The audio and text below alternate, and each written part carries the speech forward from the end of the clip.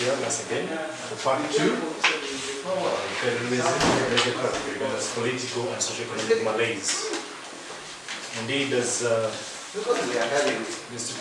Major and background has just stated, we had a number of questions coming because this particular topic, for lack of a better word, sometimes is a bit controversial, but it's very interesting. So I didn't think we had enough time for those questions. So today, with plenty of time, some of them, we'll be looking at them again. And perhaps, don't mind about the date, it's a quotation from last Thursday. Okay, this is a Q&A exercise we'll take a look at. I'll return to this link later because it has some questions there and answers. And I think we'll be good to go. But what particularly is very interesting about this picture, you see there's a man in the hat. He's a famous man. I hope you know him very well. And the two others dragging something from which is, I think, which actually it is Apple Makuya over there. Yeah, that's Apple Makuya, that's Charles Peter Maiga. And then Museveni the man in the hat. And part of the negotiations as well with the central government for a long period of time, using what deemed to be more knowledgeable about, I see you're straining. They were deemed to be more knowledgeable about the subject, about matters concerning Uganda's issues, vis-a-vis those of the central government and the rest of Uganda. And that's why the person, the cartoonist depicting them in this type of cartoon, shows them. Behind the building, that's Bulangi. The Bulangi is the kingdom's principal administrative headquarters. And then you see there's something remaining in that yellow truck. Federal. Federal is the Uganda translation for federalism. Although sometimes it is, some people think it is also meant to mean monarchism, Yaffe original, and that kind of thing, but you know, the Uganda simplified many things. For example, Professor Hancock, who was here to lead the Constitutional Commission prior to the 1958 position from the President of the Republic of Uganda. First of all, this is one of the many statements that the President has been making about personalization of national resources. He's mentioned variously often that he had gone to the bush to hunt his own animal and he wouldn't want anyone to have a piece of it. Okay, you can easily return to the bush if things are disintegrated. That oil is mine. We don't even know how much is exploited. At one point, the sharing, they call the resource sharing agreements. You see, they were hidden for a long time. Not even Parliament was allowed to discuss them until there was some pressure mounted to reveal what exactly was in these agreements.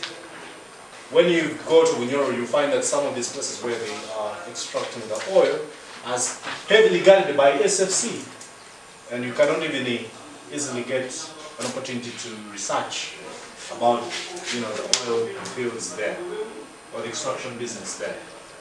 Same for gold in Mbende and Karamoja. You need special permission under that high levels.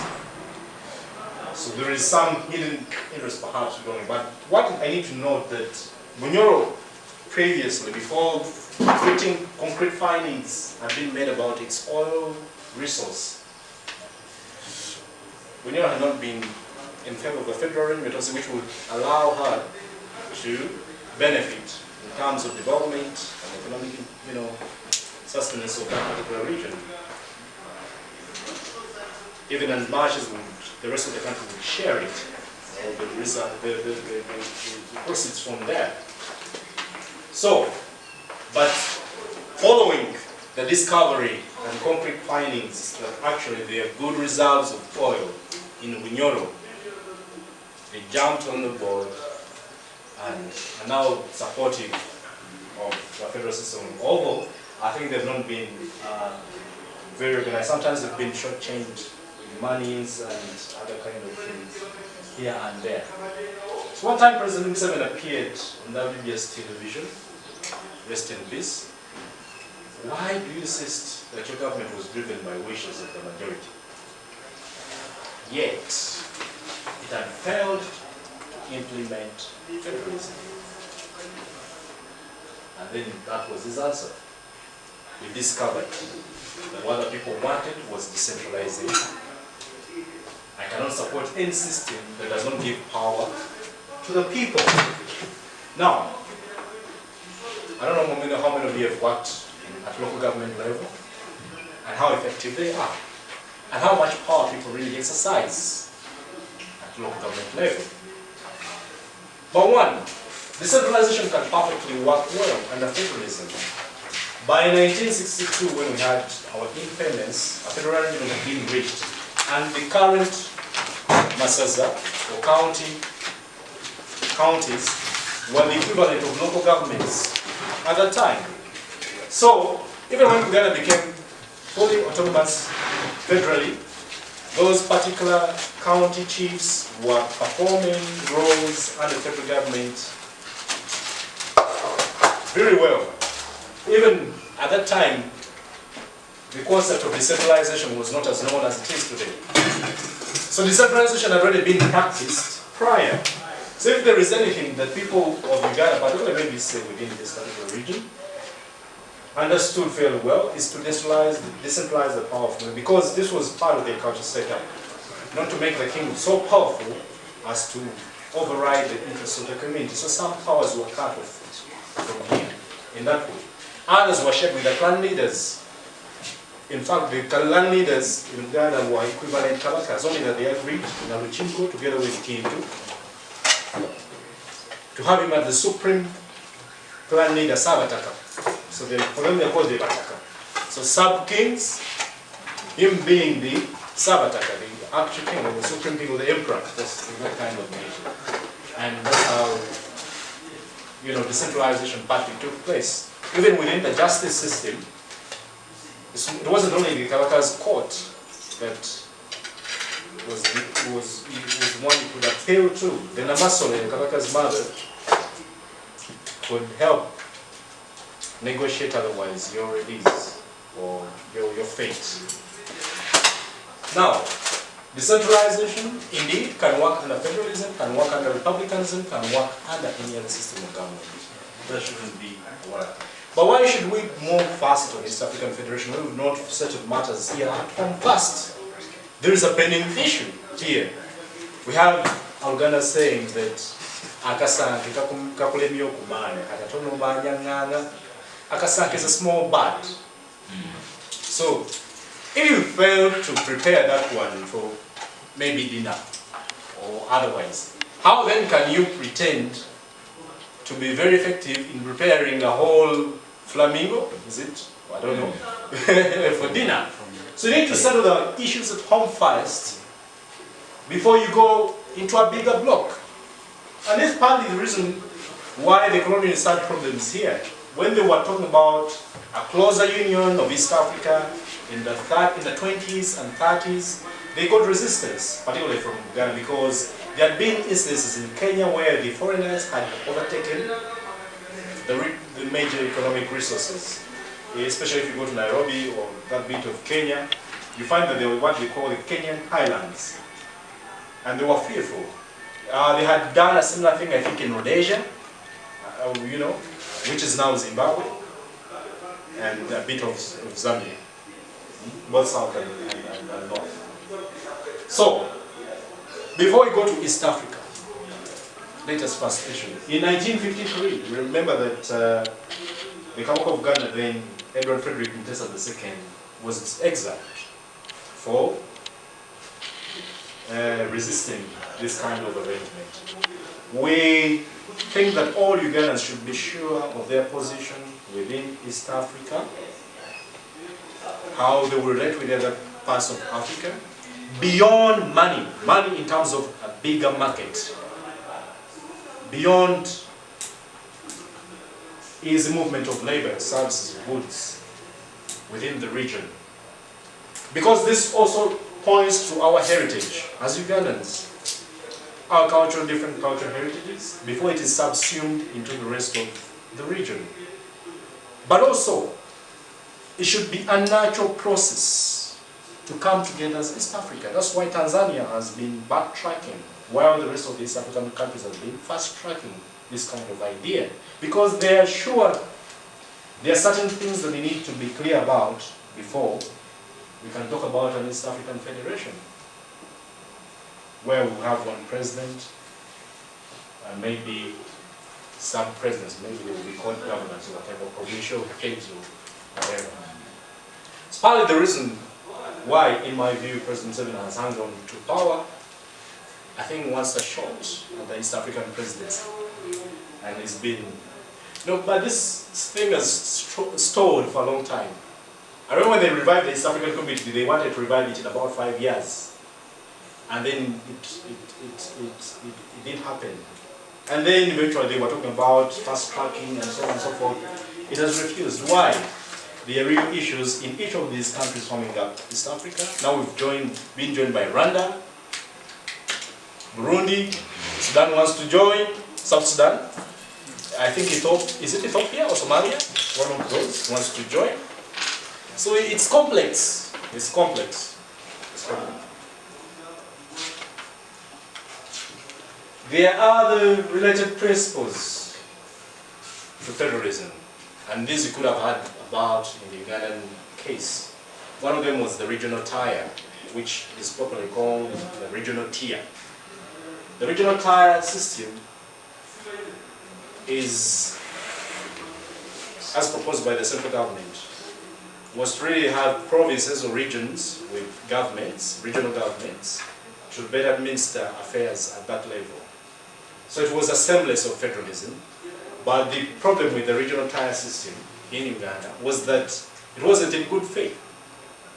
You see, what they wanted to create, for example, is to have, for example, within, if you say Uganda region, where the Kalaka is the titular head, is to make him report to the LC5 chairman in each of the districts forming part of Uganda. So they wanted the regional, for example, Busoga, the Chawazinga, and his Ruchiko to be reporting to the districts within Busoga. And that was going to be problematic because in terms of allegiance and politics at play and so on and so forth, people would be more loyal to their cultural institutions than to the political leaders. And they held them in high esteem, and this was an attempt to further stem their power, cultural or political or otherwise. But there was another element. In the case of Ghana, one of the things we were uncomfortable with was for the particular to be elected. That would be a prerogative of the king culturally to elect his own particular. But also we feared that if it meant that election does not necessarily mean democracy, because the government was saying we cannot give you money when you don't have leaders who are accountable. So those leaders must be elected. But we know how elections go in Uganda, and we know how they can be frustrated, or how particular interests can be registered for elections. So that was another problematic area within the regional tier system. So there were issues to do with, for example, if some districts cooperated to come together and form their own regional government. So you could find that if all the districts of Uganda had agreed to be under the Kabaka's titular head, you would find that at a larger stage, they would, 2 or 3 of them would say, now for us we want to be part of the regional government of Busoga or of Ankole. So that kind of secession, there was a trick there. Okay? Then other particular issues on land distribution, control over certain resources. But also the president could have power to overtake a district or a particular regional government if he felt that they were not in tandem with what the central government wanted, just like he has now under the constitution regarding local governments. So it will become the titular head of any region. You ask for something, then they give you something else. So from federalism, we had centralization, now they're talking about regional tier, now they're talking about devolution and things of that nature. Okay? There's a subsidiarity principle, And this has a biblical aspect to it as well. In the previous talk, I mentioned a genesis of federalism from a biblical point of view. But subsidiarity, this literally means leave certain affairs at the local level where they can basically manage. For example, at home, you know who's in charge of the cooking. You cannot be the L1 chairman coming to supervise what you've eaten that day or what you've not eaten that day. Those affairs are managed within the home. And within the home, you have a figurehead, a father in a patrilineal system, maybe the mother in a matrilineal system. But mostly in Uganda, it's a patrilineal system. Even at that level, powers are distributed down for people to best manage the affairs of the home. And that goes from family to the village, the sub-county, to the parish, to the sub-county, to the county, up to the highest level, which could be the central government. And therefore, I hope most of you remember your definition of what is a family. The basic unit of a society. So if you don't get it right on the basic unit, you're causing trouble in the rest. And I think this is something we can still pass on to our children or within our societies to share, right? Give them some responsibilities and make them accountable. Why are the clothes ironed or pressed? Why did you wash the dishes? Why did you break the glass? What happened? You know, that kind of system, that kind of responsibility, but also to report toward one another with respect. So subsidiarity is about that. I encourage you to read more about it. It's very easy to understand. It's a right recognized in the international conventions, both at the UN level or at international level, but also it has been reciprocated in our national legislations or our national laws, what in law they call ratification. So when you look at Article 1 of the Uganda Constitution, talks about power of the people, the right of the people to choose whom they want to be their leader and how they should be governed. You know? But in that particular regard, they can as well choose to continue being part of the system here or not to be part of it. This principle has been exercised in Sudan. South Sudan, self-determined a few years ago from the main Sudan. There are other countries that have self-determined. I could not name many of them right now, but I think I can develop a list later of some of the countries that are self-determined. But this self-determination can be both internal and external. Why self-determination of principle is good? Because it is one other way of safeguarding the people's right to governance.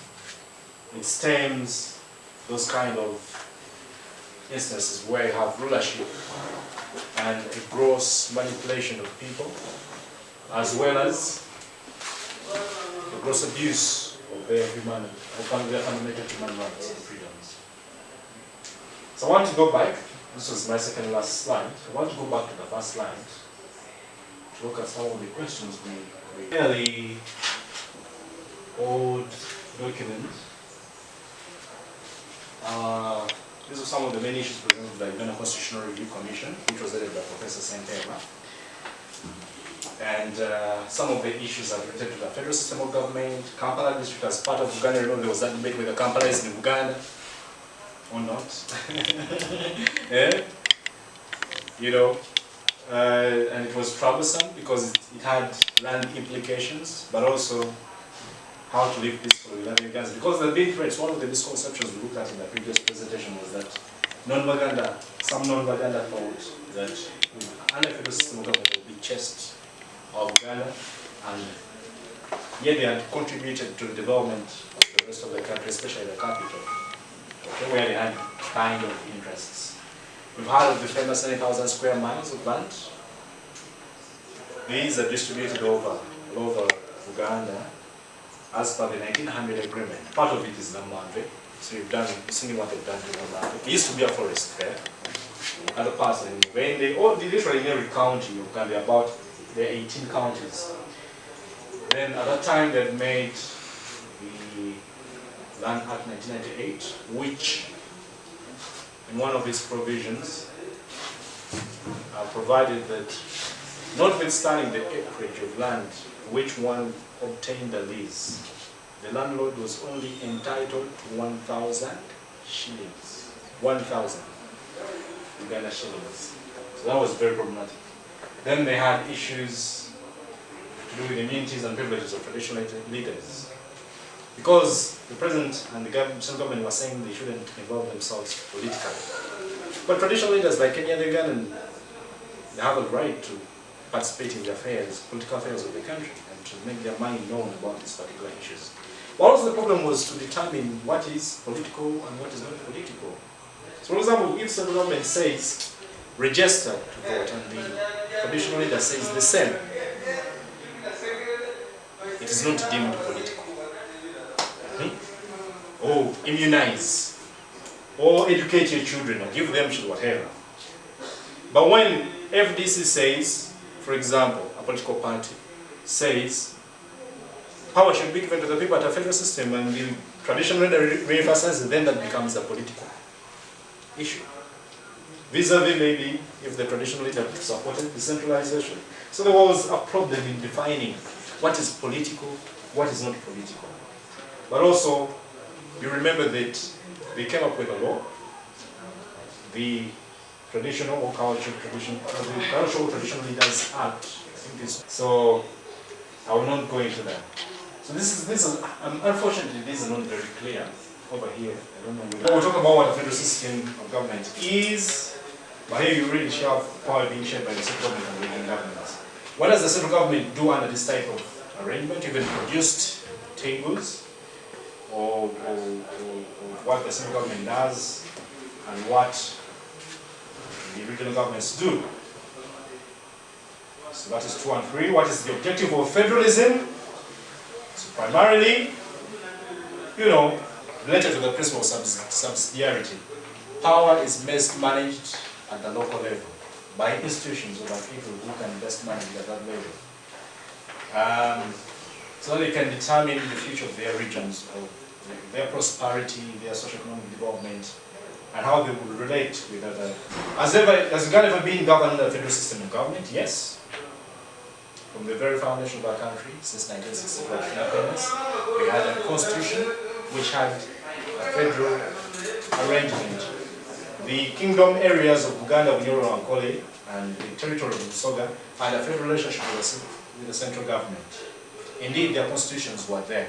The only difference was that Uganda had obtained a full federal status following its negotiations for independence at Lancaster, vis-a-vis a semi-federal status for the rest of the kingdom areas. Other parts of Uganda preferred to be governed directly by the central government, and so they were formed in 2 districts. How was this federal arrangement arrived at? I've told you about the negotiations leading to independence, but also there have been instances within the 1900 Uganda agreement where Uganda was allowed particularly to have internal self-government. So the colonial government only had representatives within the kingdom to supervise or to account for other kind of features. What was the relationship between the various kingdoms and the colonial government? So basically, there were agreements that were formed that I've mentioned between 1900 to 1933 that regulated that kind of relationship. How long did this arrangement last? From 8th October 1962 to 1967 when the kingdoms were abolished. But there were instances there where what were the basic considerations underlying this federal arrangement? So Uganda had been organized into various kingdom states, which I mentioned earlier, and districts with relatively homogeneous ethnic backgrounds. So, because people were different, governed differently, used to a different system, we could not just lump them together. Remember, that's what the British had done initially, and created problems. And it being a natural growth of coming together, probably wouldn't have maybe this policy now today. What happened in the non-kingdom areas? These I've told you, these were divided into large districts. And each of them was administered directly by the central government. And, you know, within them, a few more sub-levels were created as how they will be governed, how they will be administered. So how were the federal regions administered? In the case of Ghana, there had been the 1900 Uganda Agreement, but after that there was the 1955 Agreement, and then the 1962 Constitution. So those particular arrangements provided clearly what do you do, what do you not do, what does the central government do, you know, as far as land was concerned, justice was concerned, politics was concerned, privileges, hierarchy, monies to be shared, resource management, etc. So what happened to the federal system in Uganda? Simply put, it was abolished in 1967 by the government of Milton Obote. We could go into a constitutional discussion on that if you want. Why was it removed? Was it because it did not work? Precisely no. No, not because it didn't work. But there were troubles between, first of all, towards independence, during independence and after independence. Some of them were personal issues between the leaders at the time, and others had more centrally to do with a bit of jealousy or misconception, or people had preferred systems but they could not sell them democratically. And so that's what happened. It's not because, in fact, at this time, between 62 to 66, it is said Uganda prospered more during that period of time because there was high productivity, increment in forex exchange, competition, you know, and those kind of other issues. So our terms of trade, our budgets looked much better than previously. Remember, Samuel Churchill in about, when he visited Uganda in about 1930s, he mentioned to the protectorate government, concentrate on Uganda than any other protectorate or colonial territory, whatever they called it. Because he had not found one which promised greater prosperity within the empire, the British Empire, than Uganda. So what happened to Uganda after the overthrow of the system? Remember that prior to the overthrow of the system, we had a crisis in 66, 67, you know, people went to exile, people died in exile, and then after that, what did we have? Anarchy. Obote, one, Amin, came Yusuf Lule government, you know, Bina Isa. There was a presidential commission at one point. There was Paulo Mwanga at another point. Then Obote actually came immediately after Bina Isa. Obote too. Then there was Tito Okello, and then currently. So within a span of less than 15 years, we had about 7 leaders, or 8 of them. So what happened? Insecurity, people died, you know, lots of property destroyed, our economics, you know, deteriorated, our relationship with other countries within the region and otherwise deteriorated, and so many people, their cultures, because, for example, in the case where there were kingdoms that had been abolished, cultural systems had been abolished, there was no central figurehead to look up to, you know, continue inculcating people in these kind of cultures. People became haywire, you know. and many more things were done during that time. There's a federal system of government working in the world, indeed. This is something you can look up, and you'll find that in many countries within Africa, within Europe, within America, it has worked. Now the question is not to borrow the same system, model they use, because we're a little different from them. But we can contextualize ours, indigenize ours. There is a case that is called Nyali Limited versus Attorney General. Not lending sons of warning to judges within colonial territories, as well as the administrators there, that don't just transplant laws, models, policies, as they are in Britain, to Africa. Be careful, because they will not work. In fact, it uses an analogy of an oak tree. That in as much as you can plant it here in Africa, it will flourish indeed and grow, but it will not retain the same tough character it has in England, because the conditions there are more harsh, or harsher, or whatever. And so, you caution them not to just do that. Don't wake up to read at 3 a.m. because your neighbor reads at 3 a.m. Maybe that's not your best time of concentration. It could be the afternoon. Don't go every after thing that you find because someone else does it. No, be particular. So you can borrow good concepts, but indigenize them. Does the federal system of government work in countries with diverse ethnic groups? Yes. In fact, it would be the most suitable ideal for such countries. If you go to India, for example, that's how they are federally managed or administered. Here in Uganda, we have the schedule of our constitution about 60 plus tribes, ethnicity groups listed, and so on and so forth. So the details are there.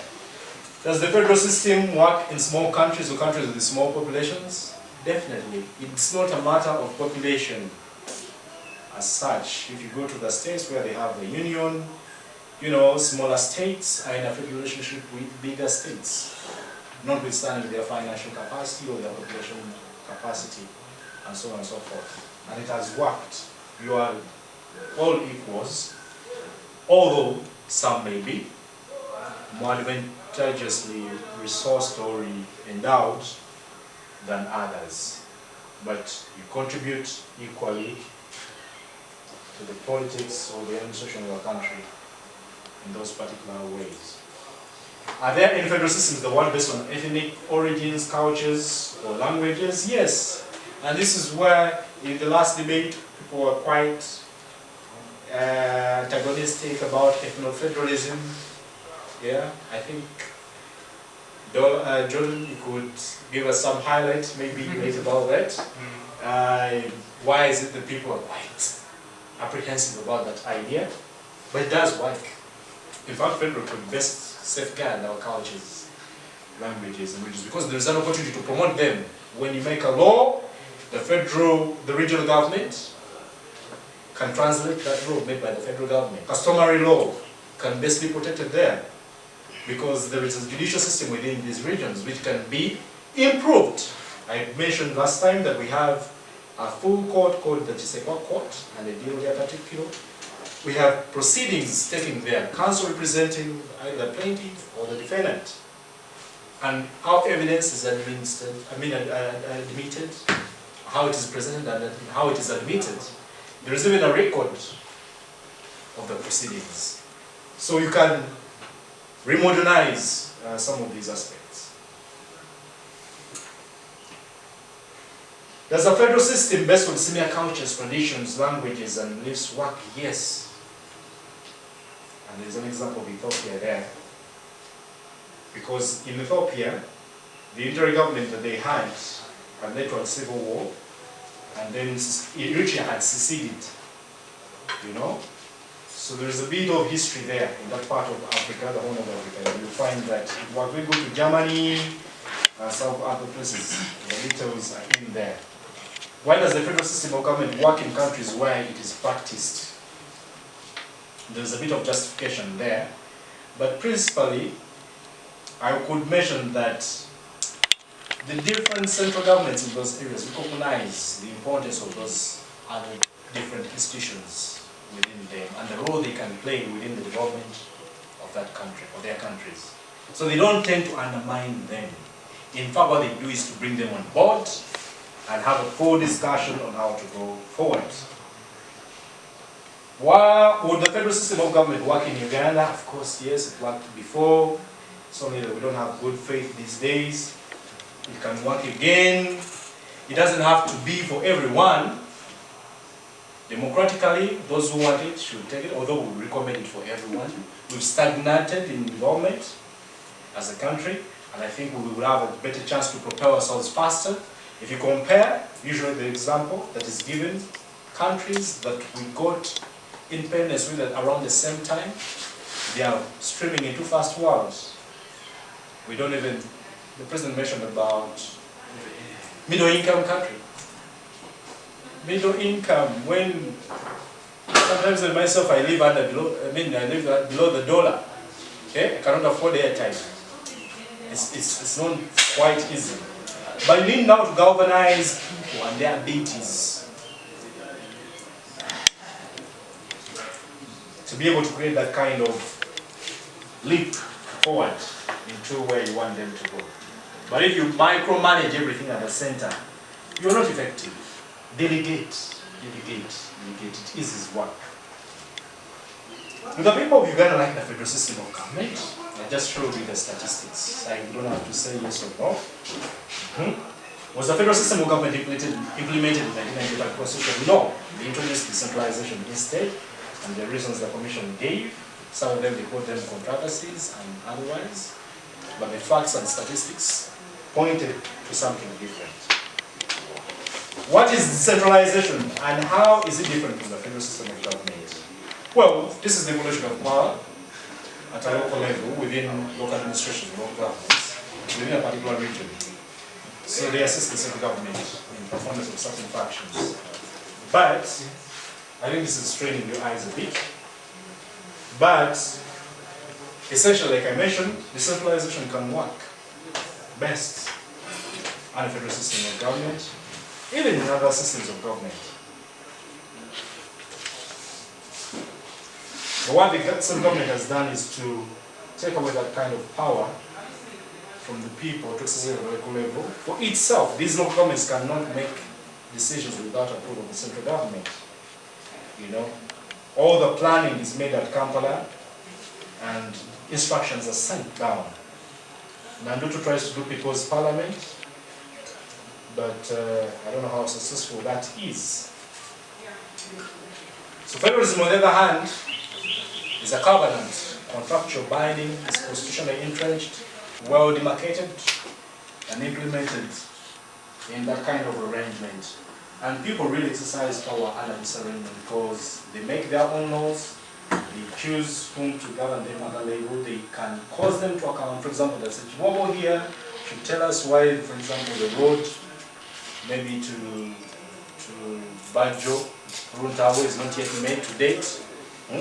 If you had federal resources at that time, that road would have been made long ago. It would, I think, work better than the roads. Why? There is an attachment to the region. People would best work towards success of the projects there. It will be the same with schools. It will be the same with hospitals. We don't have to rely on ill-equipped hospitals. No, we don't even have to overcharge our people. No. Even the same for education. Free education can be obtained. There are many people who went on the public education fund in the 60s for scholarships at Ivy League institutions, University of Cambridge, Oxford. I'm talking about Mayanja Nkangi, Daudi Ocheng, Abu Mayanja, Milton Obote, missed out on Google, but would have gotten the scholarship if he had gotten better grades. And several others. Martin Amika, Ovalike, yeah, Alike, yeah. got some funding from but where did the Kingdom of Ghana get that kind of money? They were taxing people and they couldn't afford this kind of education. These people turned out to be very instrumental in the political organization of our country and its history to date. How is the federal system of government better than decentralization? I've just explained that. There are a bit of details there. Does Uganda want to return to the 1962 federal system? No, we are very cognizant of the changes in the amendment. We also know that what happened in 1962 to our negotiation was not as fair. It made people think that maybe Uganda developed a big brother syndrome over the rest by having full federal status, while the area doesn't have same federal status. So we don't want a repeat of that. That's why we're advocating for federalism for all, equally. Okay? So we are cognizant that times have evolved and we need to be fair. What type of federal system does Uganda want to see implemented? Basically, this has to do with the sovereignty of the kingdom, but also the position of its titular head. I would ask the same question for Ankole, for Karamoja, for Toro, for whatever other region within. What kind of federal system they want? In fact, as we move toward national dialogue, this will be one of the issues that we'll be talking about. Must every part of Uganda have a federal system of government? No, it doesn't have to be. If you don't want it, you shouldn't be forced. Okay? So those who want it should be given a chance to exercise it. Just like, resources were spent on 2 reports, findings, a lot of money. So why did we throw it in the ditch like that?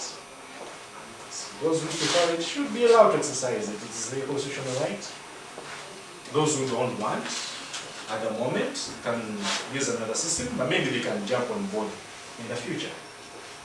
Doesn't the federal system of government make some productive regions richer and prosperous, while leaving others backward? Not quite. Not quite. And I explained this in the previous segment, that you have a consolidated fund where each of the regions contributes, and that money is redistributed according to a formula, a constitutional formula. So regions which are less richer or which are poorer get to benefit to have at least an average level of services, social services within their sphere. Okay, so there is supporting effort from the regions that are richer to the regions that are poorer. Does a federal system of government promote tribalism? One of the first questions I always ask, what is tribalism? What is the precise difference between, for example, a tribe and a nation? And we try to delve into that. But whichever the case might be, I know that different ethnicities, you gotta have a commonality of language, culture, tradition, ethics or morals or those kind of things. So we are yet to have a Ugandan culture, precisely. It doesn't, in my view. It just recognizes the different groups have different abilities or have, which we need really to be exploited for the benefit of the whole, and that you can look at differently. Does federalism mean Obugabeism as in Ankole, or Obukamaism, or Rotoism? I don't know whether that makes a lot of sense. But far from that, actually, it preserves the various cultures, because you find that, for example, within Bunyoro, Uganda, Ankole, even Karamoja, and there are other ethnicities apart from the main one there that live with them. They speak the language, but they can even still exercise their local cultures. Okay? So, it is not about that kind of promotion. No. It's not even about making one culture dominant over the other, although it can be misused to that end by politicians or even within the particular region. What would be the rights of the people who do not belong to a particular ethnic group within a federal region made up of different ethnic groups? You know, the National Constitution provides for fundamental human rights and freedoms. This under federal system of government, the Constitution, the federal Constitution is supreme. So the regional constitutions must be in line with the national constitution. In fact, where there is conflict between the two, the national one prevails. So, the rights of these people are protected, notwithstanding them coming from a different region while living in another region. What matters most is that when you go to Uliambwa, there's a saying, Ugende Uliambwa, Uliambwa. Meaning, if I move from here and go to Kalamoja, I must strive to live in harmony with the people there. Not to do things that are anti-culture, anti to their culture. You know, there is curfew at 7 p.m. I should be respectful towards that. I shouldn't be seen dancing or walking around naked or abusing or exploiting others or engaging in other scruffy business. How do we address the regional imbalances? Because we are not all gifted equally in terms of resources, natural or otherwise, but also we don't have the same talents or abilities or skills. So what happens? It can be cooperation between regions. You enter into an agreement, maybe to do a road, maybe to build a school, maybe to build a hospital, maybe to exploit resources there, and so on and so forth, and reshare them with the others. But also, within the federal remit, I've told you about each region contributes towards the consolidated fund, and those resources are reshared amongst the regions according to the formula. It could indicate this percentage goes to this region every year. Okay, and that can be revised. Where would the home of the central government be? In the case of Uganda, no doubt Kampala. It has been prior, it should be. In fact, during the federal negotiations, already the King of Uganda had agreed to create Mengo as its own federal capital, regional capital. So Mengo would be the regional capital for Uganda. In Bunyoli, I think it could be Hoima. In Ampole, Mbarara. In Acholi, I don't know. Kitugu, Ogul, I don't know.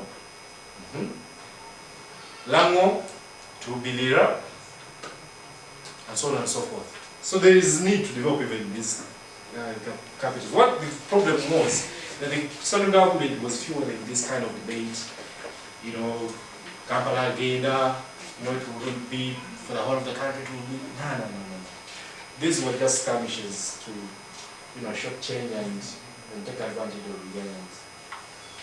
But what happens is that in 1962, the central government recognized that nevertheless the capital Kampala is within Uganda, therefore they were paying a nominal rent to the Kingdom of Uganda, 1 shilling, as an acknowledgement of that fact. No serious student of geography would say otherwise. What is the current status of Kampala? At the time this was written, it was still a district, but now it is, what is it called today? An authority. It is part of URA, NIRA, you know, UNRWA, and those kind of things. But you need to know that the reason why the status has changed is not because necessarily that's what the people of Kampala have preferred. The people often administering Kampala are not from central government, or they are not pro the ruling party. So there is always an opportunity for the central government to find a way of administering Kampala directly, even when the people who are elected to administer it are not from the central government. So they come up with this kind of laws. And you know that we had a long battle between the Lord Mayor and the executive director over who was the head of the authority. You know. Why should Kampala, this would be part of Uganda, I think I've explained that. How would decentralization coexist with a federal system of government? I've explained that. In conclusion, the federal system of government is good for increased productivity, development, prosperity, and wealth all Ugandans. The value of operation, wealth creation. Before that, there was Mwesigwa Gawale. Before that, during the minister was called who for agriculture. There was another scheme, value of NADS, all these failing things. Why? People are not quite attached to these things, and sometimes they're money-making ventures for people in administration at the same time. So, but true prosperity is not top to bottom. It must come from bottom to top. The system is not Ugandans alone. Federalism is the benefit of all Ugandans. I've just made that case. The system ensures the local people have a say in how they should be governed. This minimizes chances of terrorism, rebel activity, and discontent. How many of you have been to a local government meeting, local council meeting? How many of you?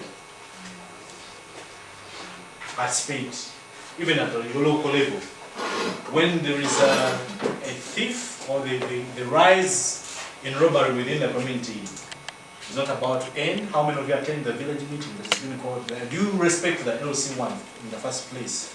You find that you are perhaps even more educated than maybe they're in sandals, they don't have a meaningful job, they think that being LC1 is a job. You know, they're kind of these things. Well, how is there? Maybe they are drunk, they are drunkards. So they were elected office because they bought some people some few beers.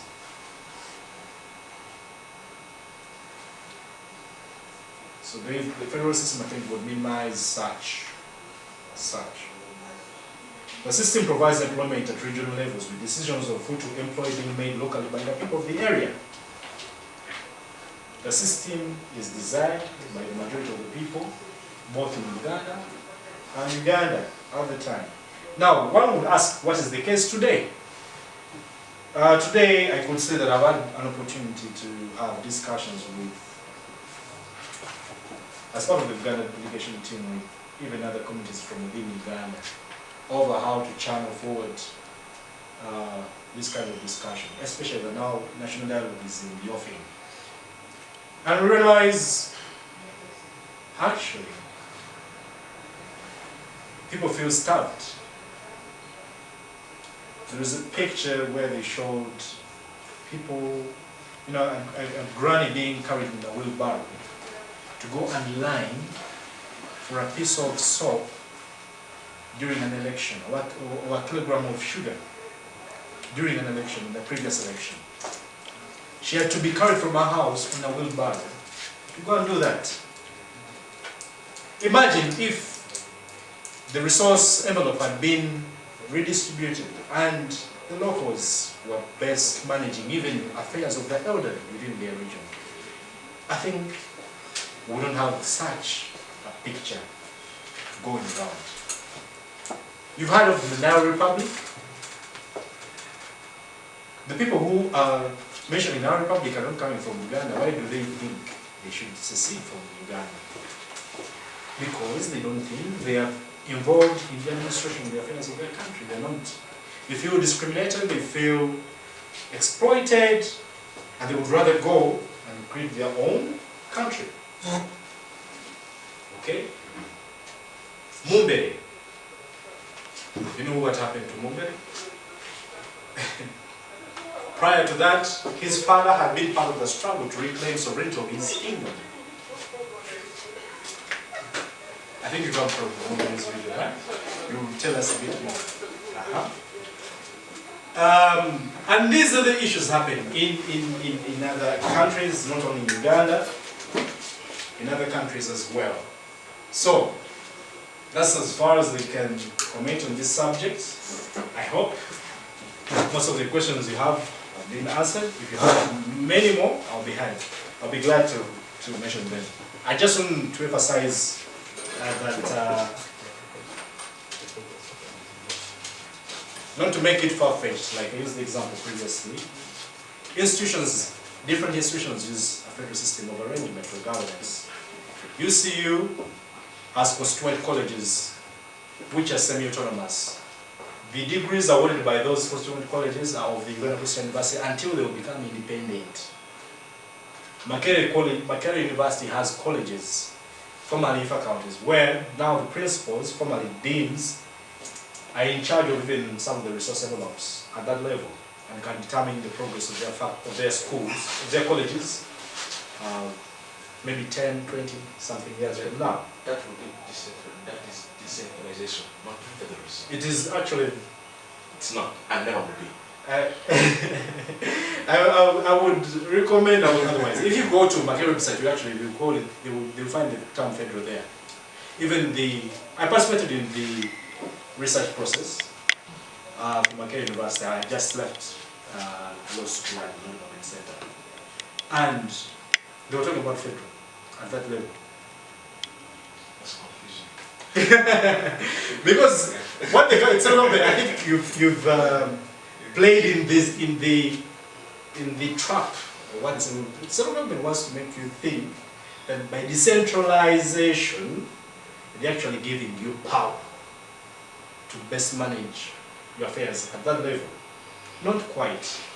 What actually they're doing, they have taken away that power. They only left you with maybe the legislative power to make bylaws within the community. But can you make a budget that the Minister of Finance sitting in Kampala has not approved? Or has not directed that this year we are giving you 2 billion. So make your budget around that area. And that big 2 billion may not come. You cannot even claim it if it doesn't come. You cannot even take the central government because it was just merely a budgetary process that was futuristic in a way, not definite. So, but I'll be glad to have it. When you go to the University of Cambridge, okay. When you go to the University of Cambridge, it has colleges, Trinity, Magdalene, Christ College, and so on and so forth. When you go to Oxford, they have these other colleges. One of them, I think, is called Wycliffe, and so on and so forth. You know, because they understand, you know, the issue there. The Catholic Church is federally arranged from Rome down here to Uganda. We even have a Paponosi who is the equivalent of an ambassador for the Pope, and so on and so forth. So this is not a far-fetched issue. Perhaps the apprehension is naturally expected, and the contrary is not expected. But I think if we got on board to propel us to a better future, just like I've just mentioned. Thank you very much for listening. Okay, maybe now we can take some questions, if it's okay. All right, thank you so much for the presentation about federalism and how it relates to those other concepts like decentralization and those other aspects that you have been commenting about. Thank you. I would like to give another perspective regarding Uganda's situation today vis-a-vis this whole question about federalism. In my own view, I think the main problem has been, if I look at it even from the political perspective, has been the spirit under which all this agitation has come up in the country. And I will go back to your statistics. Remember was it the first or first slide you showed us during the review period? You showed us the statistics, how majority of Ugandans wanted in terms of the overall statistics. But when you go down into the statistic, you find that the highest percentage was from Uganda region. Taking into account that the central region has the highest population in the country. Probably, at that particular point, probably other regions were viewing it as something that is coming from one particular area. And at that time, the issue was about, like how you acknowledged, the issue was about issues of investments, where the government has invested heavily. Then when you got the second statistic you showed us on the subsequent slide, it came out, I think, clearly, because during the second statistic you showed us, again now Uganda came out boldly And you are also highlighting now Bunyoro joining Uganda.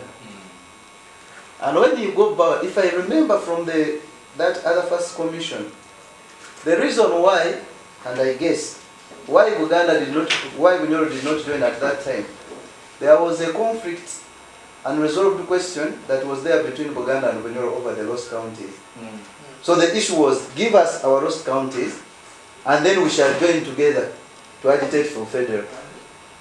But you see, as we go along, after again, when you're also discovering oil, then now the question was, we can now ignore the counties. Since the oil is in our place, now we have an advantage, a comparative advantage in terms of natural resources. So now, if you look at those two aspects, Bunyoro focusing on resources, agitating for federal now. Uganda focusing on investment, agitating for federal. And since in terms of the central government looks at how can it hold the center together.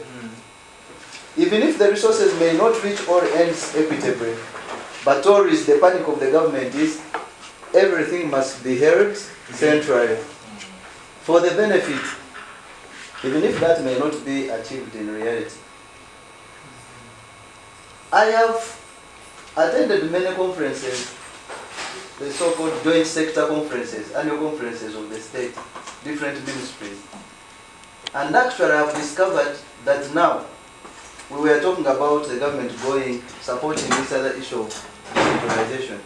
But now what is happening, even in the context of Vision 2040, second National Development Plan, there is again another term that has come up, which now the government is just pushing, which is called recentralization.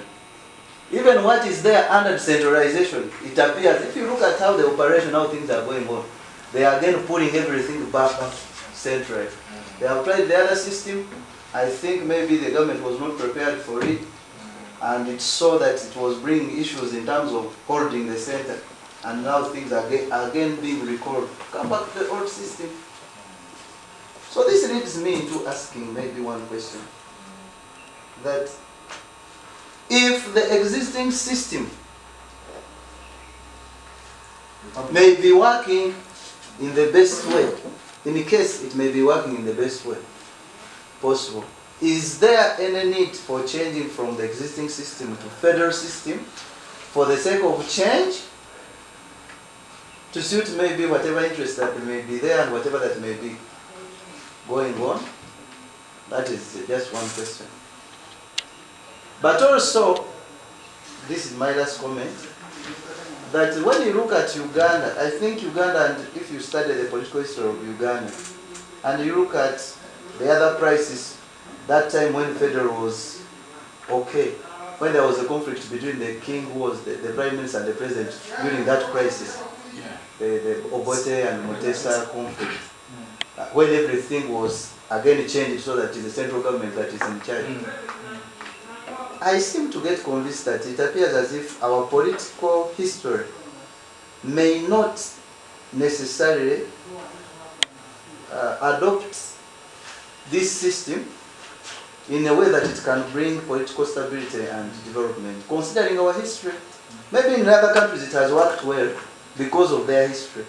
But when you look at Uganda we seem to appear as if we are consolidated centrally, everything okay, but we seem to be having a very fragile, if you look at events underneath, when something like this happens, it is very easy to rupture and go back. Maybe probably that is a panic and fear of the central government. They always look at history and they say, I think it's better. That now even rumors are coming, now Karamoja oil, now here oil, now here oil, here gold. I think maybe we are yet to see even other regions coming up on the same time. Thank you very much. To answer you directly, let me start with the last one.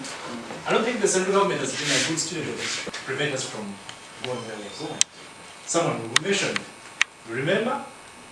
Obote and I can also go back to the bush. Why you keep viewing the country in guerrilla terms? Because during the 5-year Bush War,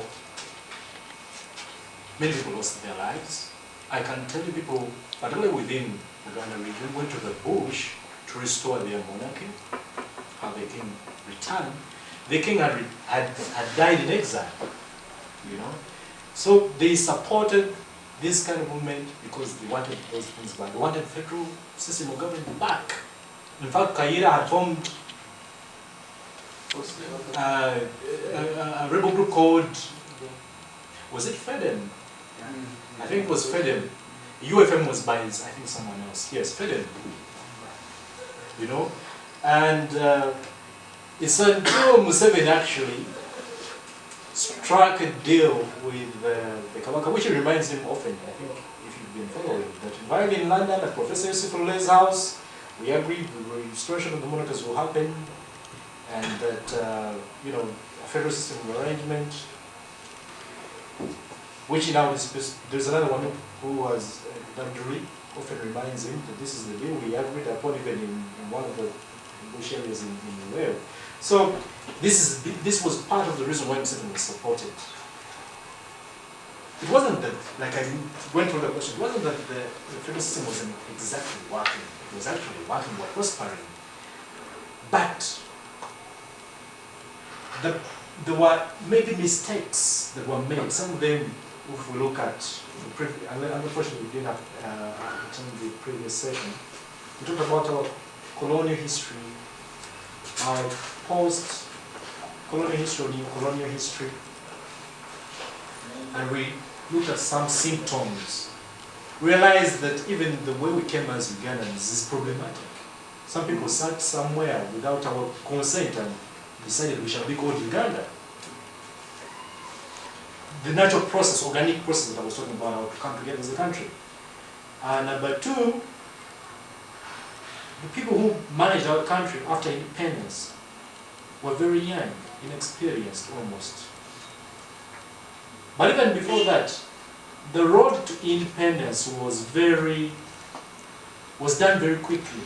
It's like the British were throwing away the country, let them sort themselves out. But it was disaster waiting to happen, and they knew it with the water, with the men, and whoever followed after them. So there were those challenges. So the central government, if indeed it is a true student of history, which has also been enacted in the preamble of the 1995 Constitution, would have really implemented what the people said. The first statistic, indeed, as you mentioned, shows that all Ugandans, 65% is a huge number of Ugandans who felt that that is the appropriate system. Why were they then shortchanged? What was the basis for the shortchange? And that is really food for thought. Into my view, Republicanism. Maybe before you go further,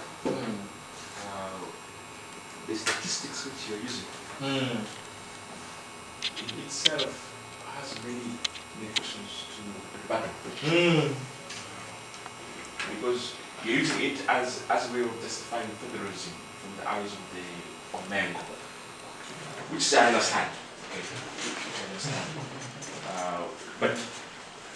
But the statistics you use, even the 65 used, and the names that I see on the document, which you know, it is completely flipped. It's one people arguing against the rest of the people. It's all kind of arguing against the rest of the country. Now, the numbers you've drawn on the dimension that yes, federal is acceptable because it's the thing that they see that it works for them,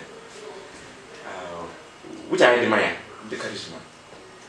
But by and large, having said that, the negotiations between kingdomship and statehood and people's governance, or that the people decide the way how to govern themselves. There is no moment in history of Uganda that the Uganda decided this is how this will be governed. The Kabaka decided how this will govern people. That's my take of history of no kingdom in the world, I understand, exists from the dimension of people, rather exists from the dimension of the monarchy. Get it? If there's a case differently, then you let me know what that case can be. But I think by and large, the question of federal, I still see it as an ended conversation with the state.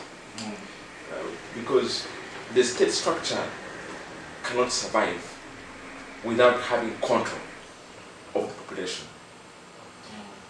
And the conversation which is fighting to, from centralizing back to decentralizing, is appropriate because decentralizing was taken away the state from its full control of why it exists as what? As a state. So even now, when the central government is arguing for returning to the state control, it's going to be more complicated to talk about anything else until the state feels they have that control. Because the state's priorities are one, how do we secure our territory? That's one dimension. Two, how do we keep unity in what is secured? And if anything is recognized that state, that estate, it's going to be an interesting one. But definitely, I look forward to how the other parties will they produce a document like this one here, which we'll be going through, and they answer the same questions from Eastern Uganda, from Western Uganda, from Northern Uganda, and answer each, because the questions answered here are answered from Uganda's perspective. Yeah, indeed.